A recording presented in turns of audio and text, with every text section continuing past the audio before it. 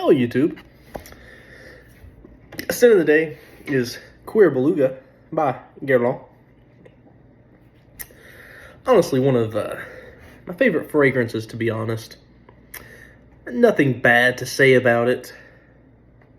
Only the fact that Guerlain's bottles leak, or evaporate, I should say, have some plumber's tape around it, but still doesn't help as much as I was hoping. Thought about putting some more on there, but not much left. Just gonna enjoy it while it lasts. Thought about picking up an older bottle like this, but I really don't want to pay the inflated prices that people are selling it for nowadays, going for crazy, ridiculous, outrageous money that, you know, I understand because all Guerlains do this, but this is still available. And I think Rudy did a video that, I can't remember if this one was reformulated or not. Got to go back and watch that video. I'll put a link to it in the description. But I just can't justify paying over $400 for 75 ml of this.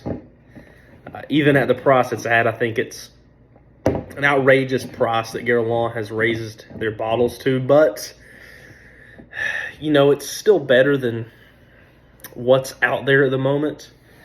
And I want to talk about probably the best fragrance that's out there at the moment. And this is Belle Âme by Les Abstraits, by the wonderful fragrance reviewer and now turned creative director and owner of a perfume brand, Les Abstraits.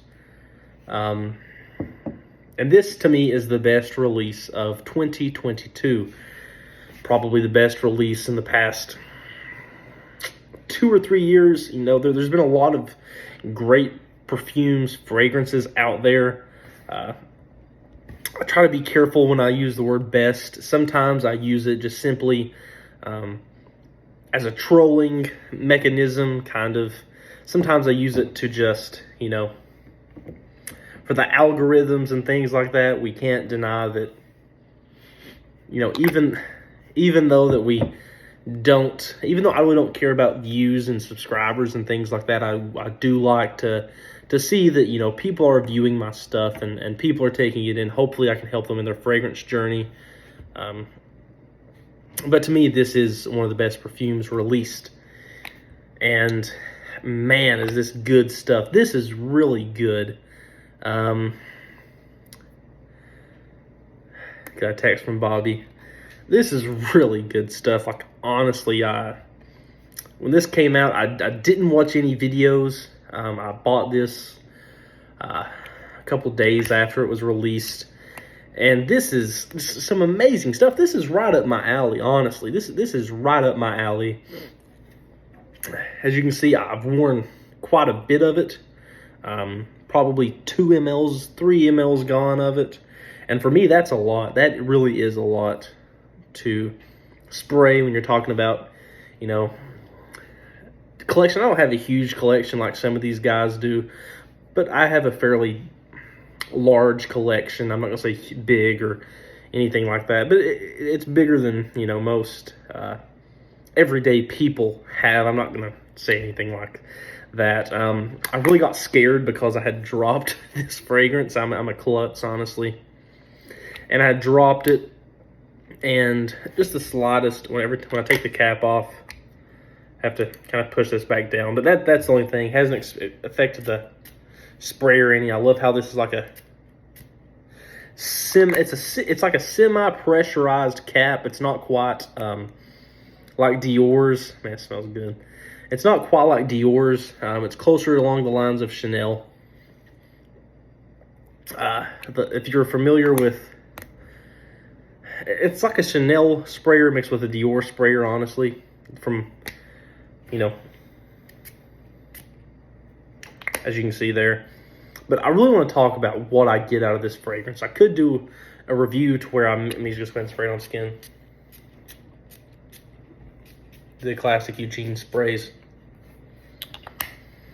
I could sit here and look at the notes and give you a review, but I really just want to do an off-the-cuff, genuine, what I smell review, and not You know, looking at a note pyramid saying, I get this, this, this, smells like that, smells like this, smells like that. You know, I want to tell you what it smells like and envelop the whole picture. Now, if I remember correctly, this, not necessarily, I do remember correctly, this is a sequel to L'Eau de l'air Esquisse, which is a beautiful fragrance, and I absolutely love that scent. But this is right up my alley, if you catch my drift. It's not a gourmand, it's not, but it does have those sweet elements to it, and I really like that. This is a sweet fragrance that anyone can wear. Some people's noses are turned off to sweet notes. Some people's noses are repulsive to sweet notes. And I know that sweet notes can get cloying and just really redundant, you know. Kind of like with Killian, like with what Killian's fragrances are to me. If you have Back to Black, you know, you can basically mark off about 4 or 5 fragrances from Killian that you don't need to buy, honestly. And I hate to really say that or be like that, but you really get the base, the backbone. The majority of the dry down of the fragrance of the Killians are Back to Black. Now, I know that Killian has different lines and different things going on, but, you know, it's kind of how it is. And I can't remember where I read this at, but Iris is a perfumer's blue gold. And to me, that's what, or purple gold, blue, because I get blue gold. And when you smell this, you get blue. You get the color blue. A nice indigo color, a bluish purple. And it's not blue as in a blue fragrance, like, you know, an aromatic fougere, citrusy, aquatic, Dior Sauvage, Bleu de Chanel, Dylan Blue, Prada, Luna, Rosa, Carbon, Oceana, or whichever one is their blue fragrance. I think there's probably a lot of them are their blue fragrances. But man, this, you know, some guy posted on Instagram that it was spicy. It's not spicy as in like a peppery cayenne type way.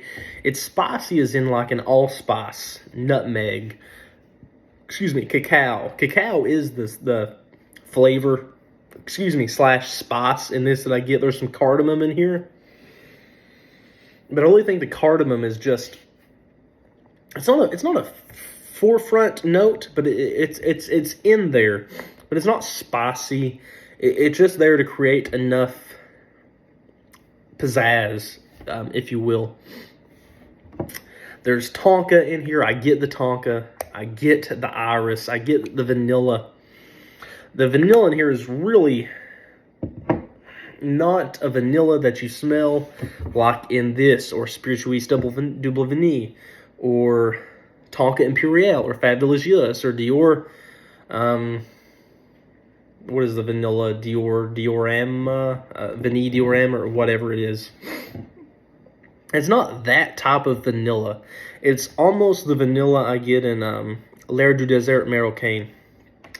It's an undertoning note that adds some sweetness, maybe a little bit of booziness, just enough to where you say vanilla's in here and not anything overpowering. What this smells like to me is you're alone on a warm fall day, and you're walking through the leaves. You get some crunch from the leaves, and you walk upon an iris bouquet, and you smell those irises. You smell them, and you get everything from the bottom, the roots, to the stem, to the flower, to the petals. You get everything in the iris. You get all of the iris. Not all at once, but you digest and you take in each section of the iris. Now, this is not green. Don't take it in that sense. but you get everything of the iris. And then you enjoy some cardamom, you enjoy some vanilla, you enjoy some cacao, some patchouli, some tonka. This really is greatness in a perfume. Honestly, like I've said before, if this was in this packaging, people would be paying $400 for it. If this was part of Chanel's line, people would be paying $250 for 75 ml, or $450, I think it is, or $400 for 200 ml. People would be paying those prices if it had that name on it. And this does live up to those names. I mean, and I'm not saying this to butt kiss Eugene or to lick his taint or to give him the old, jerk and jig him or anything like that. This is seriously what I think about this perfume. If this came in a Dior bottle, I would still buy it. If this came in a Frederick Mall, you name the brand, I would still buy it. Now, I know a lot of people are comparing this to Dior Homme, Dior Homme Intense, Dior Homme Parfum, Bois d'Argent, which I really don't like Bois d'Argent, to be honest with you. And to be honest, for me, this is the epitome of what an iris fragrance should be. This, along with Iris Torrefi, is what I think is an epitome iris fragrance. Now, with that being said, this really does not remind me of Dior Homme Intense, or any of those. This really doesn't even remind me of Iris Torrefi. This doesn't remind me of Dries Van Noten or Coromandel. I know it's getting those, people are saying it smells like that, but to me it doesn't. This is its own character. This is in its own category. This is in its own level. Because you don't get you get somewhat of a makeup bag vibe, but it's not powdery. On me, this does not turn powdery at all. I know some people might say that, but it doesn't. It doesn't turn powdery. It's a beautiful iris fragrance, and this is an iris fragrance. I thought La Douleur Squeeze was an iris fragrance, but this is a real iris fragrance. This has the balls of iris. This is why iris is one of the most expensive perfume ingredients. This is why that iris is known as one of the best notes in perfumery. This is why iris has been used for hundreds of years, probably thousands of years in perfumery. Iris. That's all you need to know, really. Buttery, smooth, ballsy.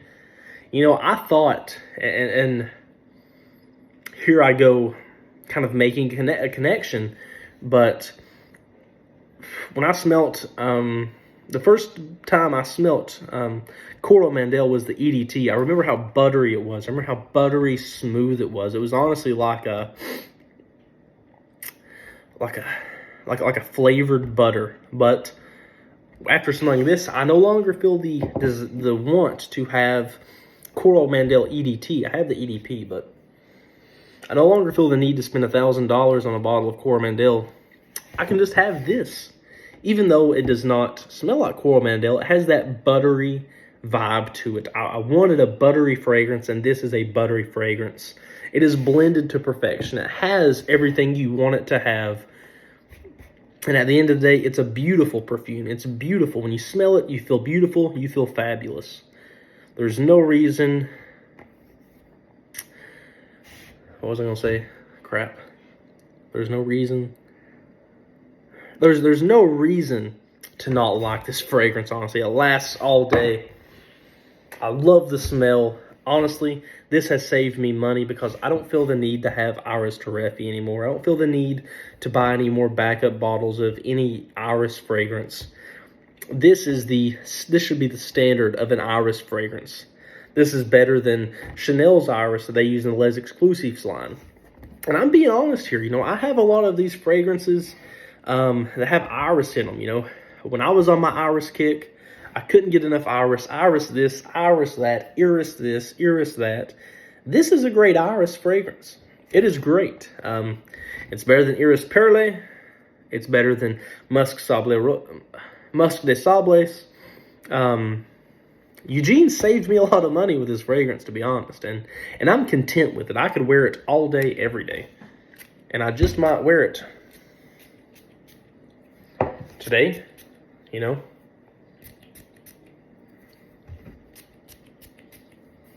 I'm going to be taking a shower here pretty soon, but I'll probably reapply this. It's amazing because iris is a blue, indigo, purple looking flower. And I get that. I get the color from it, and I love that. I love when I get color from perfume, and that's what I get. Beautiful fragrance, amazing. Taking my girlfriend out on her birthday date this coming Sunday, and I'll probably be wearing this. I just love it. Absolutely love it. Hope everyone has a great day. Thank you, Eugene.